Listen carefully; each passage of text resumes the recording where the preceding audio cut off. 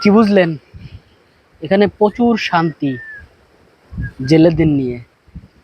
আসলে আপনারা জানেনই না, এই নদীর পাড়ে যেসব জেলেরা বাস করে তারা কিন্তু একটা লোন বলেন আর দাদন বলেন তার মধ্যে আবদ্ধ।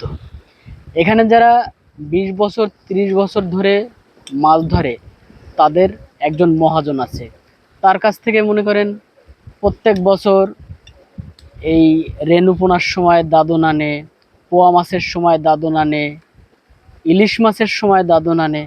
কিন্তু এই দাদন কিন্তু যুগ যুগ যুগ যুগ ধরে চলতে থাকে, তা কোনোদিন শেষ হয় না।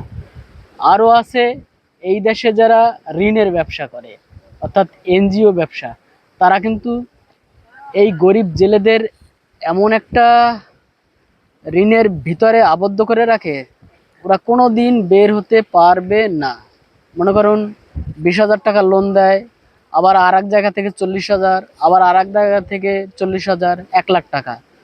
তো এদের সাপ্তাহিক কিস্তি আছে, মাসিক কিস্তি আছে, আবার এইখানে কিস্তি শেষ হয় আর এক জায়গা থেকে কিস্তি তুলে আবার এইটা পরিশোধ করে, আবার আর এইটা শেষ হয়, আবার আর এক জায়গা থেকে তুলে এটা শেষ করে।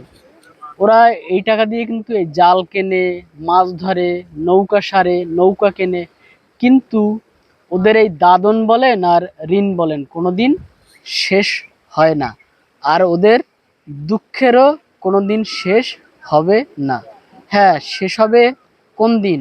মৃত্যুর পরের দিন। এরপরে আরো শুনুন, এই ওদের যে ছেলেমেয়েরা আছে ওরা কিন্তু বেশি দূর পড়াশোনা করতে পারে না, কারণ অভাবের তাড়না থাকে। ওরা এই ছোট বয়সেই নদীতে নেমে যায় বাবা মার সাথে। হয়তো প্রাইমারিতে বিনা পয়সায় কিছুদিন পড়তে পারে, হাই স্কুলেও 7 8 9 10 পর্যন্ত, এরপরই ঝরে যায়।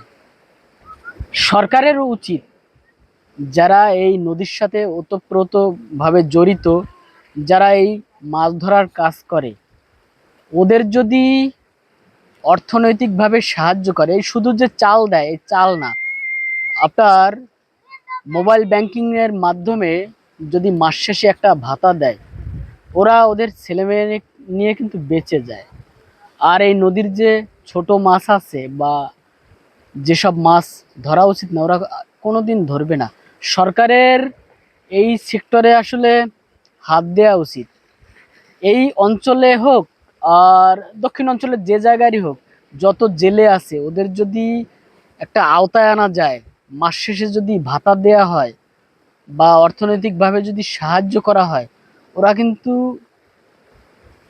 ওরা নিজেরাও বাঁচে, নদীও বাঁচবে, মাছও বাঁচবে। সবাই ভালো থাকবেন, সুস্থ থাকবেন, আর যদি পারেন লাইক কমেন্ট এবং শেয়ার করে যাবেন।